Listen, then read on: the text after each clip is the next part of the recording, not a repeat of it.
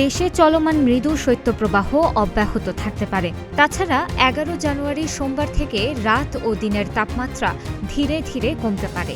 এতে শীতের তীব্রতা বাড়তে পারে বলে জানিয়েছে আবহাওয়া অধিদপ্তর। ১০ জানুয়ারি শনিবার রাজশাহী, পাবনা, বগুড়া, নওগাঁ, সিরাজগঞ্জ, রংপুর, দিনাজপুর, পঞ্চগড়, নীলফামারী, কুড়িগ্রাম, যশোর, চুয়াডাঙ্গা ও কুষ্টিয়া সহ ১৩ জেলায় মৃদু শৈত্যপ্রবাহ ছিল। এটি ১১ জানুয়ারি অব্যাহত থাকতে পারে। আবহাওয়াবিদ ড. মোহাম্মদ আবুল কালাম মল্লিক বলেন, সোমবার থেকে ধীরে ধীরে তাপমাত্রা কমতে পারে। এতে দিন ও রাতের তাপমাত্রার মধ্যে পার্থক্য বেড়ে যাবে। ফলে শীতের অনুভূতি তীব্র হবে। দেশের উত্তর ও পশ্চিমাঞ্চলে শীতের অনুভূতির তীব্রতা বাড়বে। এটি ধীরে ধীরে কেন্দ্র পর্যন্ত বিস্তার লাভ করবে। তাছাড়া মধ্যরাত থেকে সকাল পর্যন্ত কুয়াশা পড়তে পারে।